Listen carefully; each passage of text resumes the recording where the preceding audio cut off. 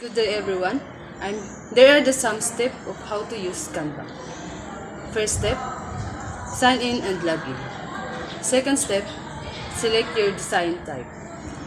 Step 3, choose your templates. Step 4, consume your design. Step 5, upload your images. And step 6, edit and arrange the design elements. And last step is review and save.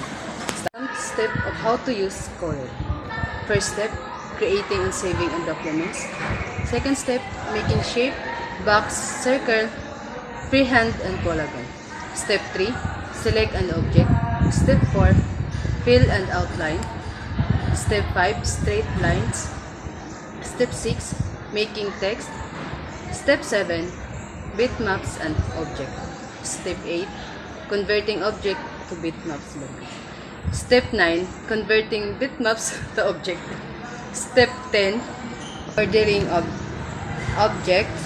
And last step, step 11, in conclusions. Photoshop step by step. First step, open your Photoshop APK. Second step, import images and get started. The first step of working with a photo is importing it in a Photoshop. To do so, simply use the open command in the menu and select your image file. Step 3, straighten your image. Before you do anything else, make sure your photo isn't cropped. If your image is slightly off kilter or has a cropped horizon, use the things tab. Simply draw a line across the photo and the image will automatically straighten to match the line you've drawn. Step 4, crop your image. If there are any distracting elements on the sides of your image or your composition is just slightly off, crop it with the crop tool. Make sure delete crop pixels in the crop menu is turned off. That way, you can always adjust your crop later if you decide to zoom back out.